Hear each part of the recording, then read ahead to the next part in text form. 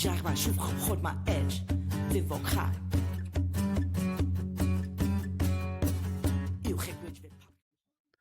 Good evening, everyone, and welcome to Ohcast, your island gateway to all things geek. I'm your host, Cal MacDonald, and with me tonight, two co-hosts. First time they've appeared both together on the same show. Welcoming back after, it feels like it was just 10 minutes ago I spoke to you, Fañch. How are you doing? I'm doing all right, yeah, yourself? Doing grand. And welcoming back on Alena. It's great to see you again. Thanks, I'm happy to be here.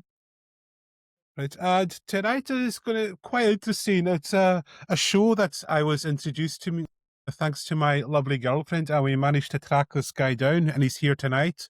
And it's a show that's also still on the air, so this is all kinds of awesome to have him on. Iwo Kankowski, I believe, if I'm doing my pronunciation, and apologies to our Polish audience. The pronunciations of your names are going to be horrific tonight, but welcome. Iwo Kankowski, creative producer of the hit Netflix show 1670. How are you doing tonight? I'm doing great, and you're doing great. Thank you so much for having me. Hi, everyone.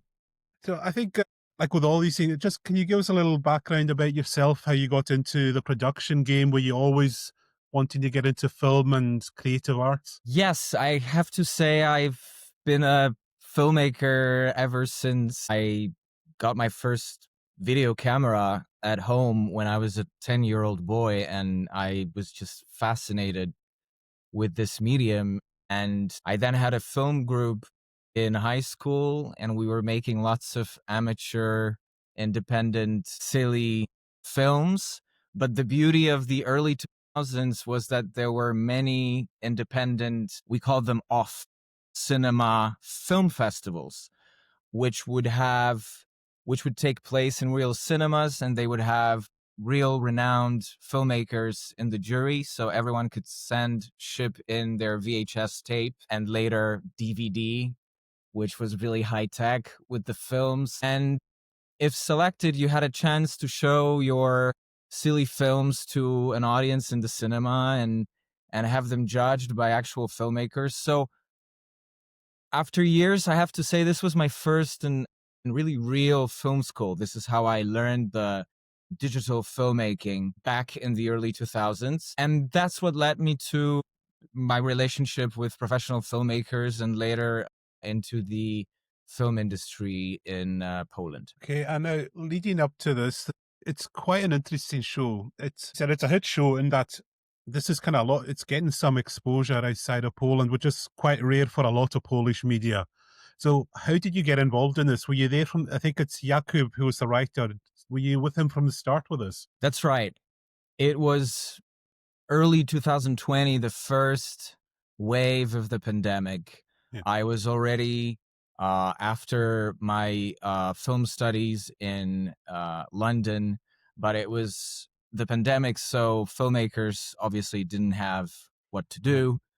Staying at home, receiving social care in London, I was wondering who's having a good time during the pandemic, because someone probably is having a better time, at least when it comes to creatives. And I think it was quite obvious that the writers must have a good time, because when the world stops, it actually takes off a little bit of pressure.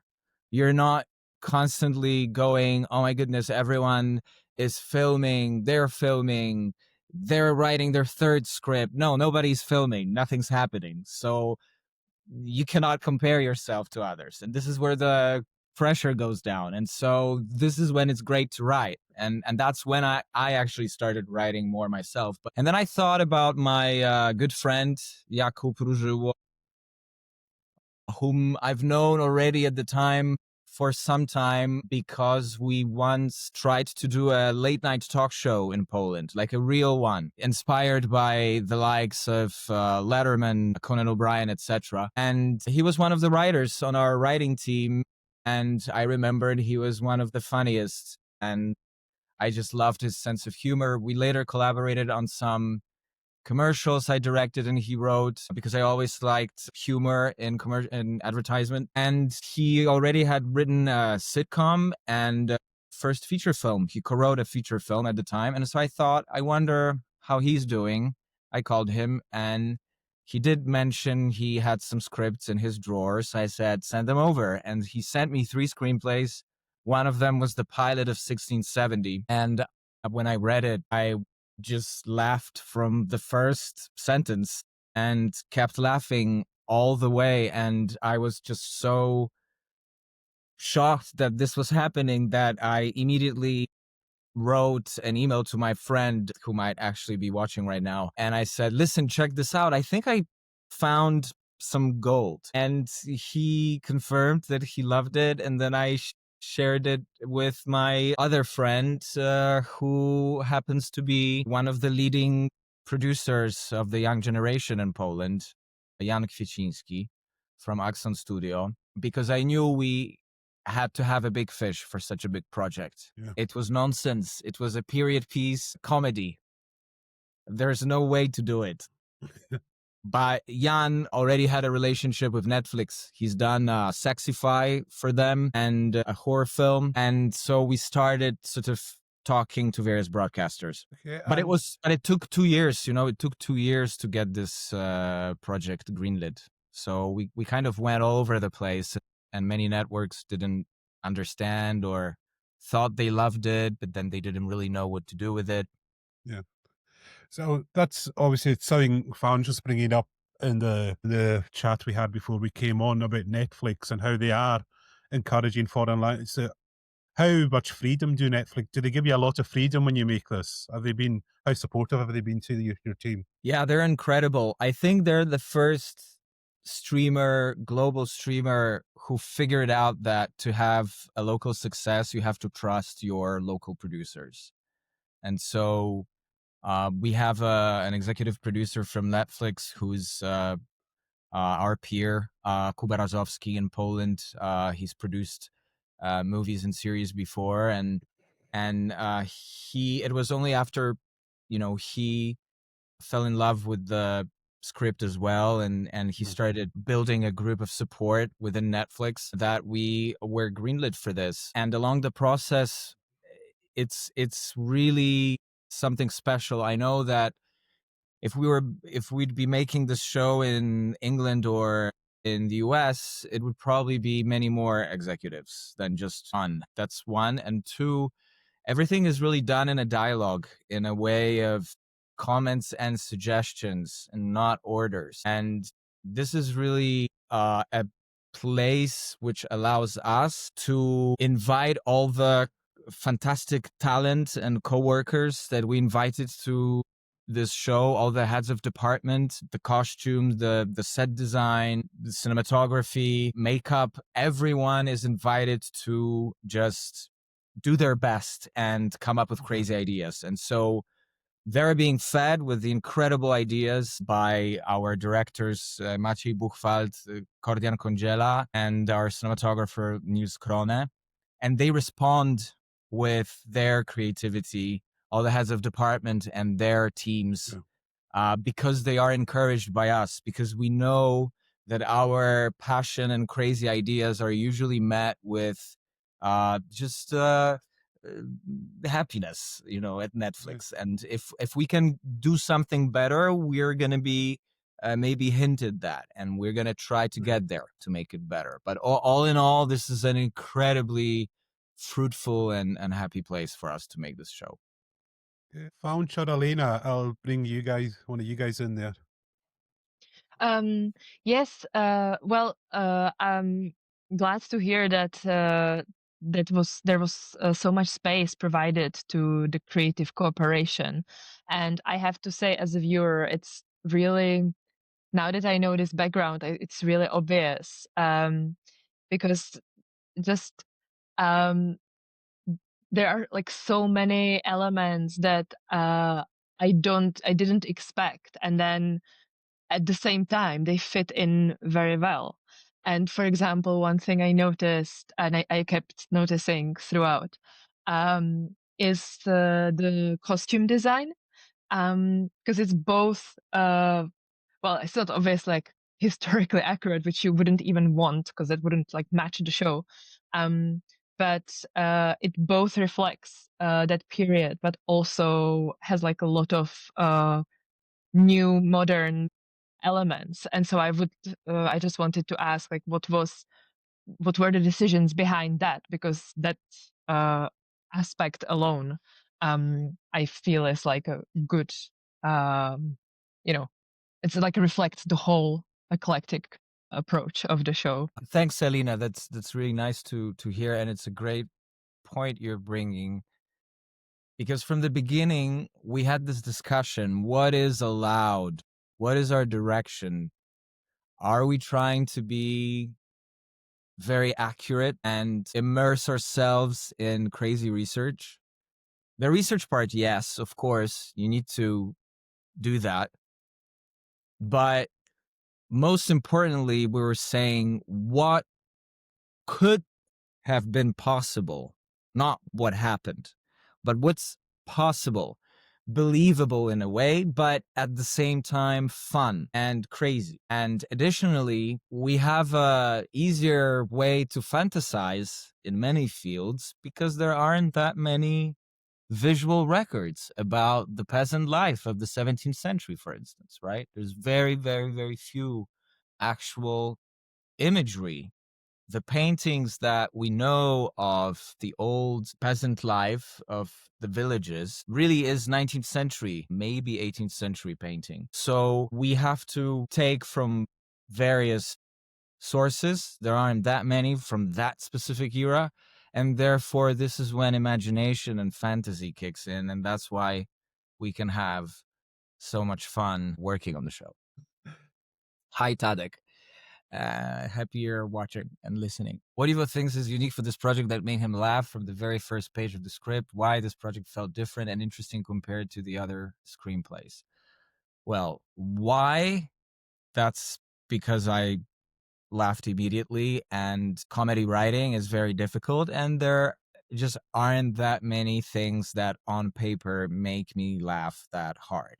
And I know that that was the case for many of us. The costume designer, Katarzyna Lewińska, always says that she was just like crying when she was reading it out loud for the first time. Before I mentioned Kuba Razowski from Netflix as well. He always says that the best quality of it was that it was funny from the get-go.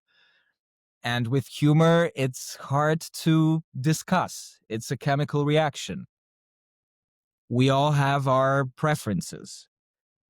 Some of us prefer slapstick and silly things, and some of us intellectual and word humor, language humor. And I feel that this script had a perfect balance of all these types of humor. And that's what I like in comedy, when there is a little bit of everything. And that's what I found in the pilot of 1670 when I read it. Fañch, you wanted to come in there. Yeah, following up a bit on that, the humor, the specificity of the humor also, and the historical aspect. One thing that I find quite interesting is that obviously there is a choice of this time period, the Polish-Lithuanian Commonwealth, and this era that is often seen as one of great success politically for Poland and Lithuania. And at the same time, you have this very contemporary social commentary in it. And the jokes rely a lot on, obviously, commenting on our own time period. How, and maybe it echoes with Polish viewers in a very specific way, how does that specific period of the late 17th century allow you to make these commentaries nowadays? You're actually touching on something that I maybe should have added to the previous question about what exactly really attracted me to this piece of writing, and that's exactly the aspect of touching on the Polish traits that I always thought were quite worth making fun of. And these Sarmatians, these noble people who were ruling the country at the time, obviously have a lot of parallels with our politicians and us in general now. And so I immediately felt that there is a possibility of building a mirror in front of ourselves and our society, but through the lens of 17th century. Now, why is 17th century so exciting specifically for Poland? we had a log line, which in the course of our working on the show, we dropped, but I thought was really great to speak about our show. Every episode started with these two sentences. Poland in the 16th century was one of the biggest empires in Europe. Poland in the 18th century disappeared from the map. And in between, 3 dots, this is where our show takes us. Our show takes us exactly into the moment between when we were an empire and between we disappeared because of the partitions and because we, in many ways, because of the behavior of the nobility and of the mistreatment of the peasants, that was one of the reasons, but one of the big reasons why Poland couldn't in the end defend itself and had to surrender to the other forces. And I think this is kind of fin de siècle feeling is just always exciting because it's a background that creates automatically a lot of tension and allows you to automatically see the parallels between certain behaviors then and behaviors now. So that aspect was specifically fascinating, and I think has been felt and understood by the Poles. This is what we can now say, knowing how the first season resonated and entered the language of the people, was quoted by politicians, but was quoted and reviewed by all sides of the political scene. And that's another important aspect of why I think this show speaks to people so well, is because we never wanted to criticize anyone sort of by name specifically, but, you know, touch on the universal human condition. And this really allows us to make fun of everyone and everything on all sides and use some common sense, of course. We all have in the team our political views, which I would very broadly, generally speaking, call humanistic towards the progressive side. But we make sure that everyone can laugh and have fun with us in our show. One thing that, as a foreigner who knows very little of Poland, one thing I find very interesting in the writing and the aesthetic of the show is that it's both this constant self-directed humor, making fun of Polish traits and Polish attitudes and aspects of Polishness, at the same time as it seems to me to be a celebration of Polishness with amazing choice of folk music, very beautiful songs. The costumes Alena was mentioning, the traditional costumes, some of which are absolutely gorgeous. So it seems to be this balance, you were talking about balance yourself in the writing, between making fun, Poles making fun of Poles, and at the same time showing a certain beauty of the culture and obviously in the language and the jokes and the plays on words as well. So it's this kind of in-betweenness, celebrating and mocking at the same time. Thank you for picking that, Fañch. And this is exactly what we feel. We always say that this is our love letter to Poland. As much as harsh it is, we actually all really love Poland and we just love what is beautiful about it. And like with every country, there are things that we're proud of and things that we are ashamed of. And obviously we try to touch on both.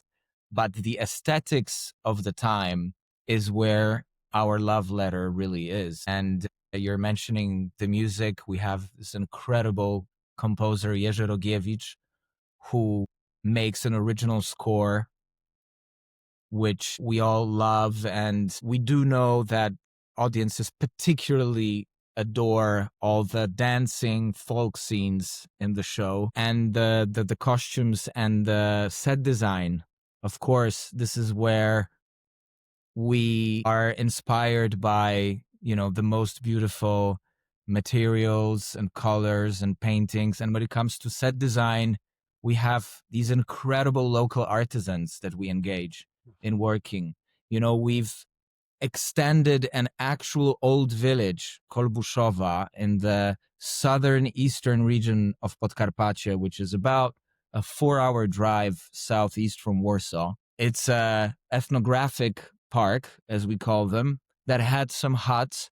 Obviously, they're mostly from the 18th century, but we just loved how they were maintained and that they were by a forest and by a lake.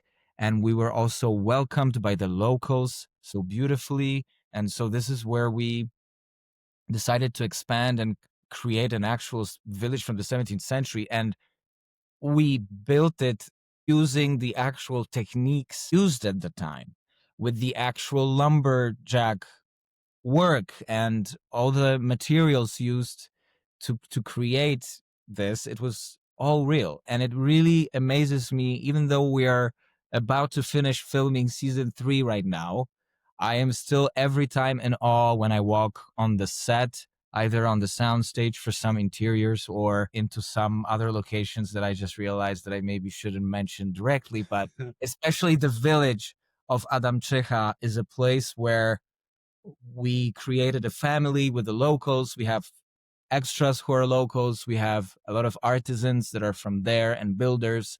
And we've been there already 3 times in a row, 3 years in a row. And we feel like a family, and we just all love each other's work. Okay, and you can see we've had another question come in. I Yes. know this is my girlfriend, Gosha, so no worries with the name here. Thank you for inviting. Thank you for bringing 1670 to Cal's world. I really appreciate that. And thank you for pretty much being the reason why we could all meet today. So you're asking whether we were worried that the humor would not translate well into other languages. Actually, no, we were not. And that's a great question. Thank you, because that's another thing that Netflix really understands well. And that is that comedies are not meant to travel internationally. Comedies, to be successful locally, should be as local and as rooted in locality as possible. And they've been telling that to us from the beginning. Don't think about the international audience. We have shows that are meant to be watched by everyone around the world. We have Stranger Things. We have Wednesday. You'll never win with those shows, and that's fine. Just concentrate on doing something that is deeply yours and deeply for the local market. And this is a fantastic way of looking at it. And so that's how we work.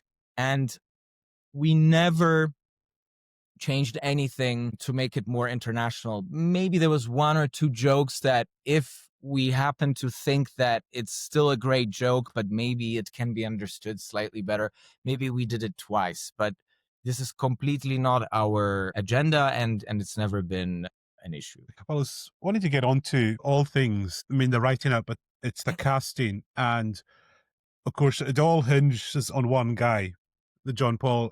Am I saying the name Bartolomeu? Bartłomiej. Bartolomeu, like his performance is just, was he your number 1 choice from the start? Is that who you envisioned? And if I'm right, my girlfriend says he's not very well known for just playing straight out comedic roles. So, like, how did this all come about? Like, were you amazed when he said yes to it? And yes, he is our treasure. He's our absolute treasure. We love him. It's so wonderful to work with Bartek. We can use the shorter version of his name, Bartek, but his full name is Bartłomiej. He's a fantastic person, and I say it because for a lead, it's so crucial to be a good person, because it all emanates, again, down to all of us and the cast and crew. And his character is not, the nicest. yeah. So if he would choose to be a method actor, he would be a prick. He would be terrible to us. Yeah. I mean, it would have been a nightmare. So I'm so thankful he didn't choose method acting working on this role. He's just the sweetest, nicest guy. We sometimes laugh that he's really an actor who's a non-actor, in the sense that, his ego is in the right place and he doesn't talk too much about himself. But yes, Bartek and Kasia Herman playing Zofia, his wife, and Dobromir Dymecki playing Bogdan. These were the names that were very quickly brought in by Maciej Buchwald, our formatting director, and we immediately felt the same. I worked with Bartłomiej many years ago on my short film. actually a short film that Tadek, who was asking the question at the beginning, he was the cinematographer on the film. And Bartek agreed many years ago to be on our film. He did it for free. He did it as a kind gesture to his fellow acting colleague who had a part in our show. And it was at a moment when he was already on every billboard in Poland, because he did this famous drama film, Drogówka, about street police. And he was all over the place. And people know him very well in Poland from a soap opera or from a daily show. He had a comedic part there, not straight up classic comedic, but he had a comedic edge to it. And that's where everyone knows him from. So he has actually this long career of really step by step hard working, and this also feels fantastic that this is now. Yeah, because I'm going to say it's a testament to him. The character of John Paul, he is awful in every way, but somehow you end up wanting him to succeed and do better. And that's, that's his performance is so good that you do end up feeling something for him, despite him being a self-centered dick a lot of the time. Yeah, this was also our main goal from the very beginning, how to make sure that people will want to spend time with him. And he knew it also from the beginning. And maybe that's why it's so crucial that Bartek is such a good, funny, and warm person in real life. Because in the end, he's human, our John Paul. He loves his family. That's something that everyone can relate to. He is just unaware of how stupid he is. And obviously that also sometimes, makes it slightly less horrible. Because when someone is just like so terribly unaware, unless someone really tries to explain that to him, or unless they somehow have the capacity to understand, he doesn't have the capacity. But we can sort of hope that if he had the capacity to understand, then someone would have told him, and maybe he could change. But obviously, for now, I don't think it's possible. We also make him sort of kidnapped by the crazy times, the crazy Baroque, almost medieval times, and that's obviously why we can accept many more behaviors than we would these days, is because we somehow there's this time sort of that has passed, and we know that on many levels, like, life was really hell on earth back in the. With regards to the other characters that are also just like really make you want to like watch every scene of the show, do you have a favorite one? And if you had to place yourself as a character in 1670, which what would your character be like? So, since I am also a character on 1670, I will say that I would place myself as Yvonne, because I don't know if you're aware, but I have a cameo in episode 5, I think, of the first season. I'm in drag and I'm eating mushrooms, and then Bogdan takes them from me. Right, I'm part of the theater troupe. So, I don't have to imagine myself. I know I have a part on the show, but I love so many smaller parts. I'm a big fan of the comedic force, and not only comedic. In season 2, she had an incredible, I think, little arc. Is Regina, the female peasant who falls in love with Maciej and is sure that she's ordered by Zofia to follow him, and she's sure that he wants to run away with her, and then he tells her that it's not her. And I think it's a very beautiful, very moving scene, and I think our idea for Regina to always be saying something that she overheard, and those are like these wisdoms and sayings that are often coming from contemporary world, like the corporate, or the world of making yourself better. I forgot the right name now, but I think it's a very funny character. I think Wojciech, the guy who constantly wants to kill a noble person with a knife, he's also a fantastic character, and I can only just promise that he's gonna develop in the future. And obviously, the priest Jakub, none of us really saw this coming. Like, what would happen with this character? Like, people are tattooing the image of Jacob onto themselves. He's become a celebrity almost overnight in Poland after season 1 premiered. He's just so funny. One of the few characters, the priest, that we allowed to really play stronger in a comedic way. Because for the rest of the show, we always said, let's be as serious as possible. Let's play as realistic, as natural as possible. Let's not do what has been a tradition in Poland in the last 20 and 30 years in comedies. And that's like this, I'm playing a comedy, I'm now going to be funny, you know? Mhm. And that just hardly ever is funny. And so we always encouraged everyone to be as serious and as realistic as possible. But Priest Jacob like found a way to sort of, go a little bit over the top, but it works and we love it and we love him. Fañch, I think you were wanting to come in there. Not specifically about that point, but you made me think while you were talking a bit about the characters, the writing, all these sort of topics that go back and forth, and makes me think about, Polish cinemas and TVs, well established, quite strong and old, even though here we don't always access it as readily as obviously you would in Poland. How does 1670 fit within what has been developed historically in Poland? And is it offering specific opportunities to the youngest cohort of filmmakers? Or is it actually fitting in a broader picture of Polish cinema as it stands today historically? I think we had a period of adapting Polish literary hits from the past, and we had it in the 20th century.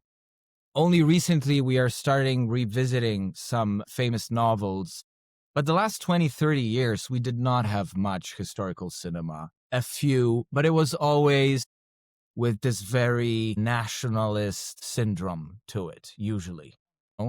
We have very little films or series or productions that would be something that a younger generation could relate, or something that we could actually be proud of, both on an artistic level and on the historical level of representation.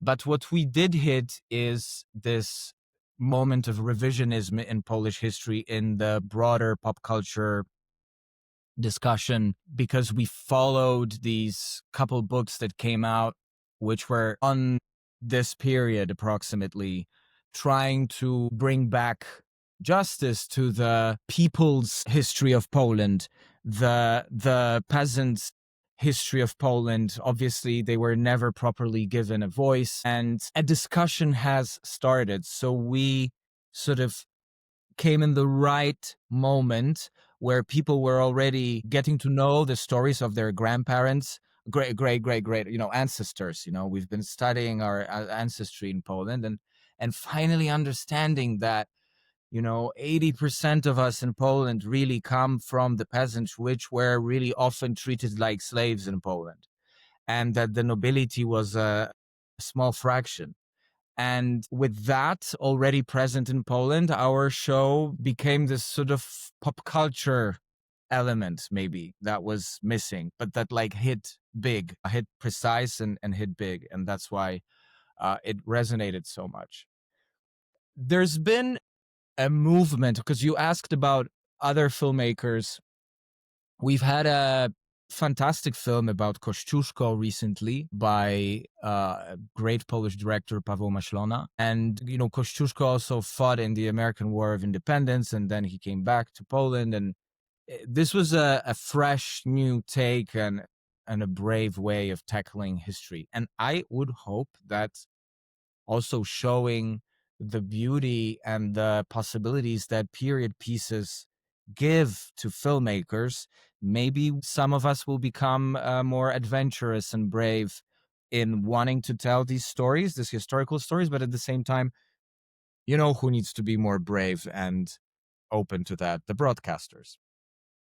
So they need to believe that it's worth spending the money and that there's going to be audience. I think they already know that there is a big audience in Poland for historical cinema and series. And now it's a matter of allowing these projects, which I'm sure are being written and developed right now in Poland, to be made. My friend Julia is asking a question. What were the biggest practical challenges of recreating 17th century in Poland? Well, from obviously the building of the village, which we did, which I already mentioned, inventing the creative aspects of the world, using very little imagery available, really creating from scratch a lot of things.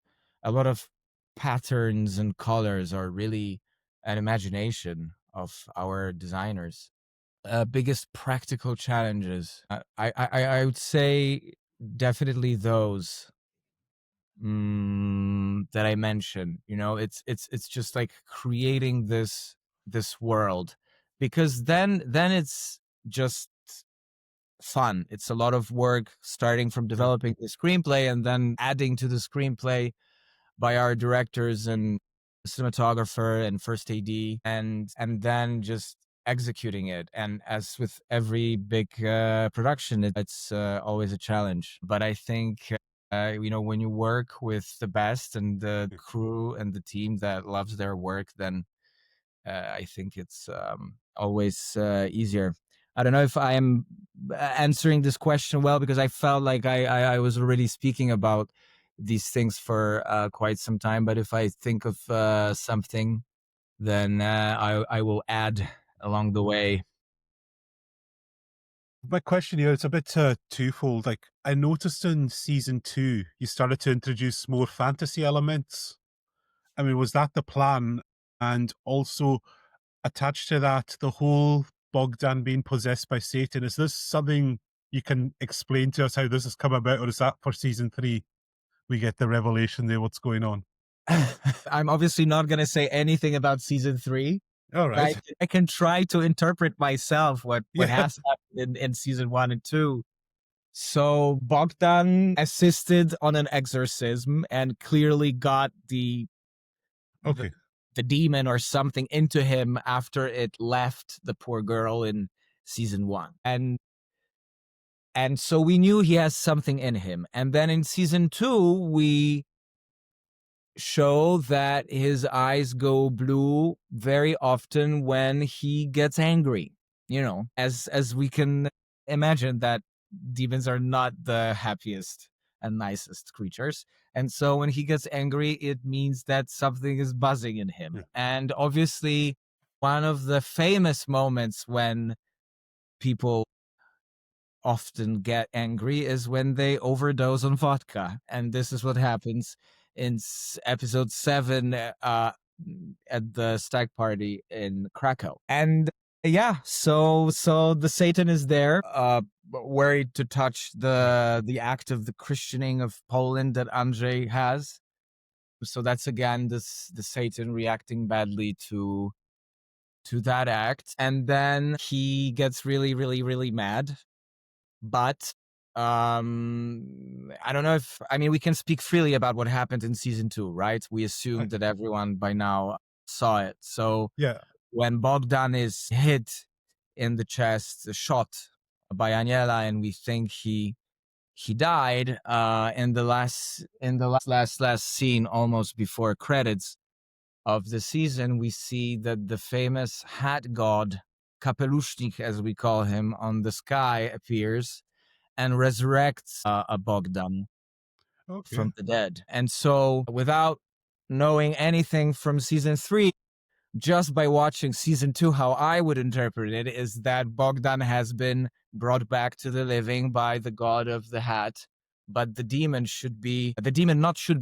definitely left him, because there's a cat that meows, and the demon moves from Bogdan into the cat, actually. So the cat now has a problem, but Bogdan should be back, considering how season 2 ends.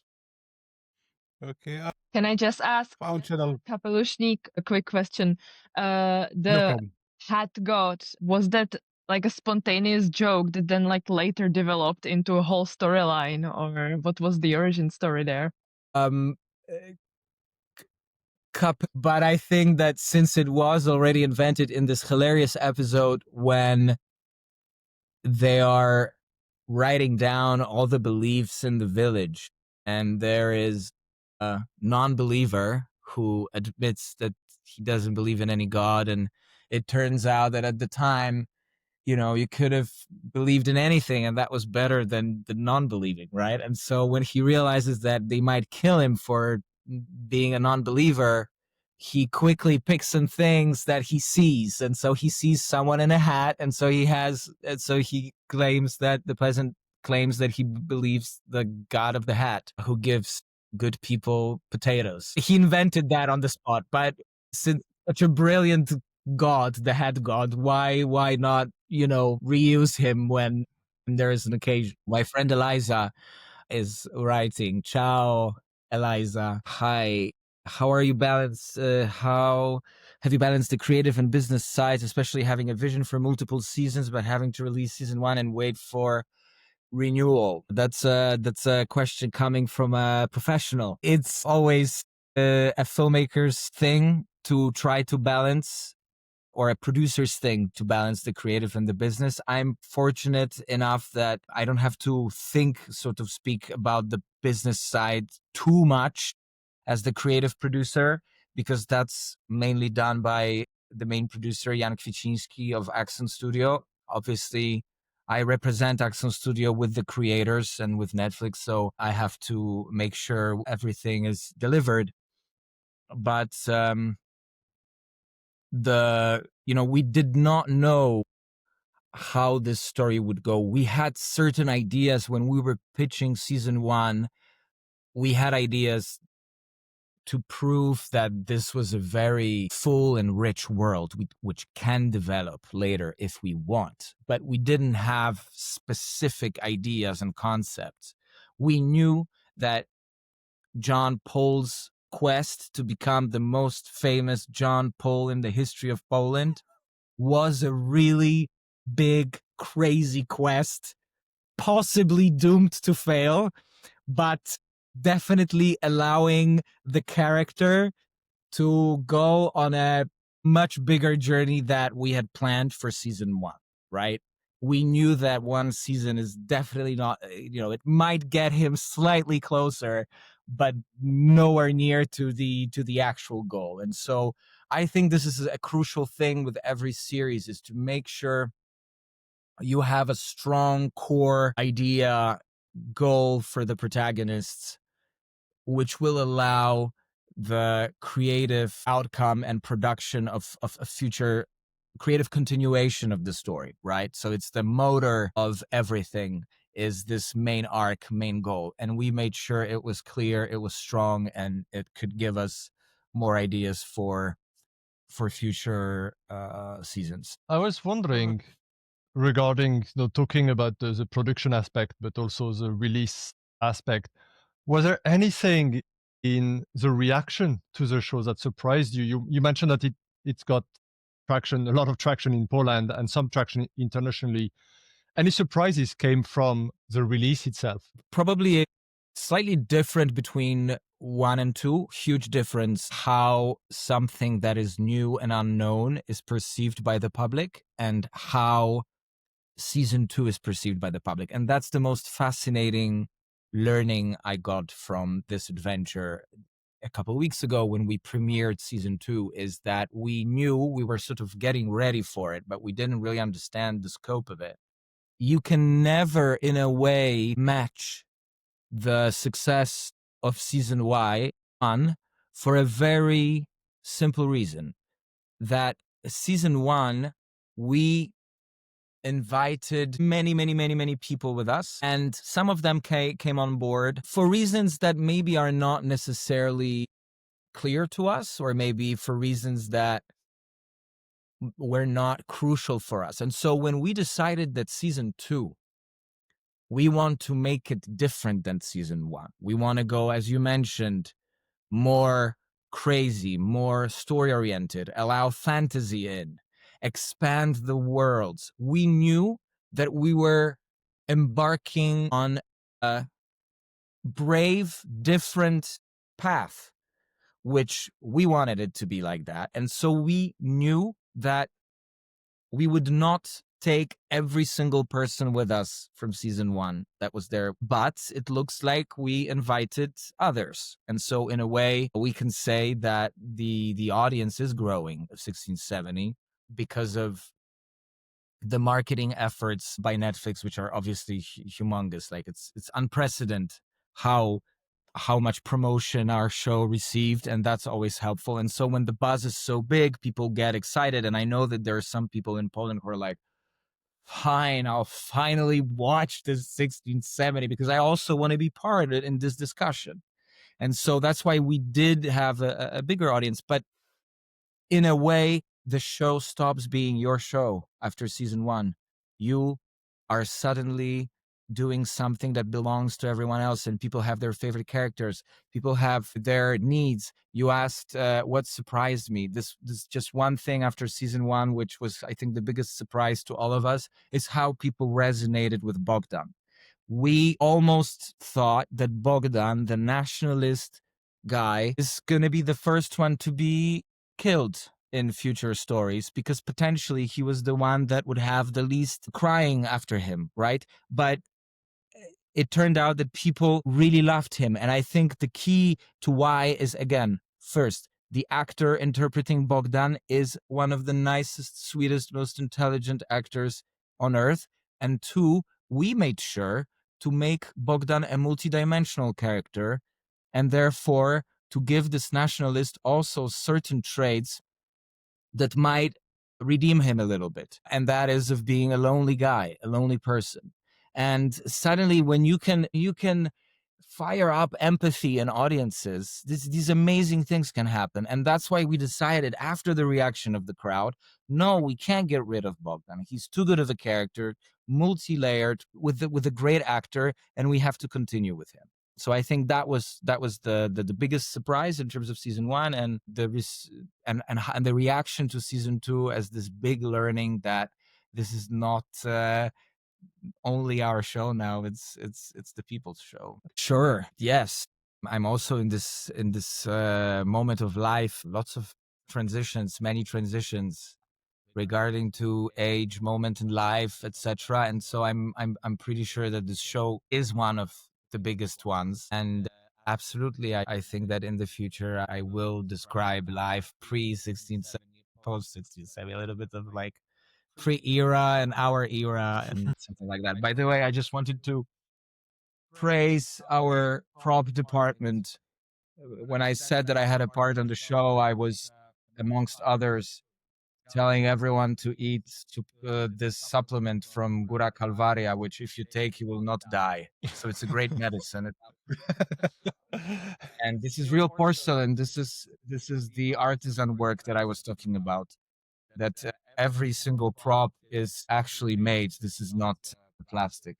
And I really love the fact that I can keep some sugar and white poison in it.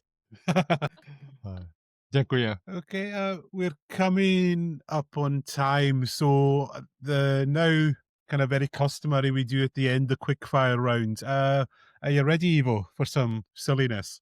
Sure. So question number 1. If John Paul had a TikTok account, what content would he make? It would be definitely something about him, with him. It would just be him. It would probably, like, his face would probably cover up the whole screen. Like, he wouldn't realize that he's not filling the whole screen with his face. So maybe life hacks for nobles or something like that. Absolutely. So number 2, which character would be the absolute worst at attending a Zoom meeting? An absolute? Who would be the worst at attending a Zoom meeting? Yes. The worst at a Zoom meeting, I think Zofia, because she would just not nod a single time. She would give you zero reactions to what you're saying. Like, you are all, Fañch and Alena, so graceful. And this is necessary for the speaker to see that someone is actually listening and receiving. And Zofia would be just like, still probably not even present and praying inside. So what's the best use for a potato, as a currency, a food, or a weapon? A potato is the best as the currency, of course. So next up, if Badgie opened an Etsy store, what would he sell? Maciej, he would most definitely sell these little creatures that he makes out of, and that's the word I always miss in English. Straw? This, Straw? yeah, straw. Yeah. He would definitely sell Okay. that. Which character is most likely to secretly spend all their money on Swedish imports? What character is most likely to spend all his money on Swedish import? Well, outside of our world, it would be our Swedish cinematographer Nils Krone, who's the most wonderful cinematographer on our show, and he's actually Swedish. And he did not know that we have such a relationship with Swedes because obviously in Sweden they don't teach them that they once invaded Poland. But in terms of our characters, I think Bogdan would. You know why? Because he would think that if he buys all of the Swedish imports, then it means that the Swedes are going to be left with nothing. All right. I don't know if you'd really want to answer this next one.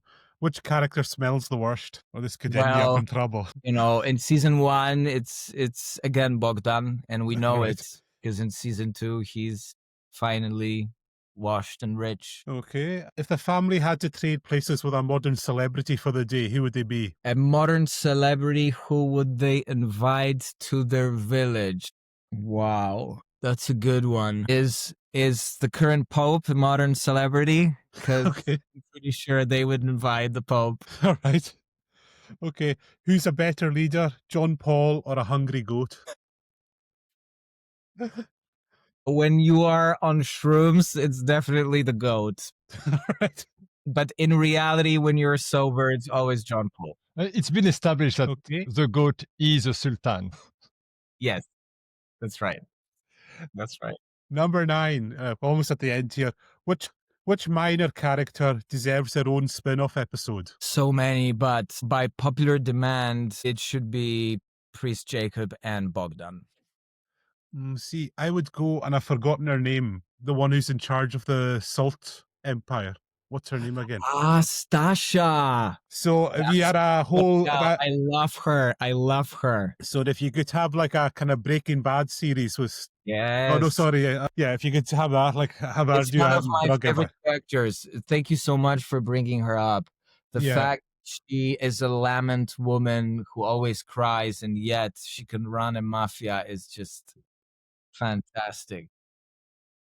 And the last question, what would Sophia's biggest complaint about modern life be? She would literally go crazy in the modern world.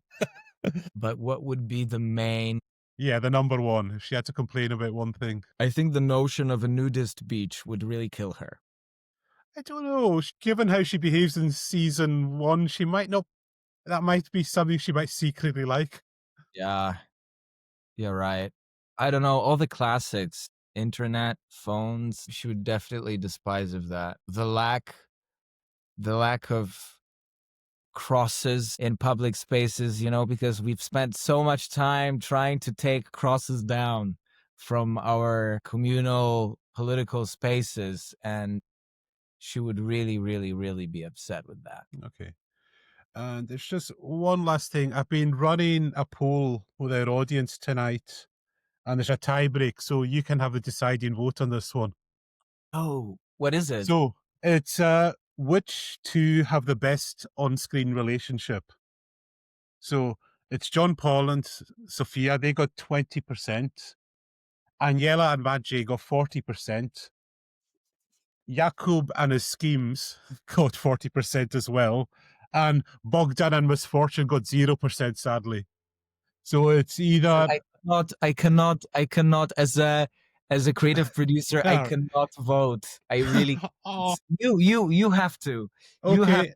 No. I'll go to Alena first. Who do you vote for? Ooh, okay. I'm not gonna pretend. I'm just kind of like into the typical romance story of the noble lady and a peasant. All right. That's one for Aniela and Maciej. And, well, Fañch, this could decide everything. Oh, wow. No pressure. That's But, I think I'd go for that as well. What you're gonna say. Yeah. No, but like I would go for Anielka and Maciej as well, because the actors have managed to have that chemistry on screen really nailed. So you really care about what's happening to them. So yeah, I cast my vote for them too. Yeah. And also, this is just another aside. What I did like in season 2, you made that love triangle, but you also did it in a way every single person in the love triangle was sympathetic. No one was really being awful in it. Like you sympathized for everyone, like they all three had genuine feelings in that, and no one person was really in the wrong. And it's not often you get that with a love triangle. So well done on that. Thank you, and so lovely you touch on that. We've heard a lot about people fighting, whether it's Marcin or Maciej, and that's like the best outcome we could think of. We want all of them, both of them, to have their fans, and some people are gonna maybe use more brain, and some people are gonna use a little bit more heart, because that's a little bit the choice that she has. And I know we won't get away unless I just ask, can you tell us anything about season 3? And I know what the answer's going to be already. Oh, I can only tell you that we wrap up filming very soon, in a couple of weeks, that we are almost there, that we are now filming the interiors of the main manor, which are on a soundstage in Warsaw, and that we are preparing some fantastic surprises for you. Yeah. And yet again, I promise that season 3 is going to be yet again different from what you've seen so far. It doesn't mean it's going to get crazier. It just means it's going to be different. It's going to have its own stylistic vibe, its humor. And yes, we will have a lot of the village because everyone loves the village, but we will also have a little bit of some other worlds that we will expand from that era, and I can only say that. I wouldn't be allowed to get away with it. I did at least try. So thank you very much, Iwo, for coming along. Alena and Fañch, if you have any last thoughts. Well, thank you so much for talking to us. And Fañch and I, we were watching together. We have really enjoyed the show, and we are excited that there is another season. Thank you so much. It's really nice to hear, and I'm so glad you're enjoying it. Well, there's one last question, which we always have to ask of any guest. Would you ever consider coming up to the Hebrides for a visit? Yes, please. All right. I first need to check exactly where that is, but I will definitely come. All right. Thank you very much. Well, we'll see what happens here.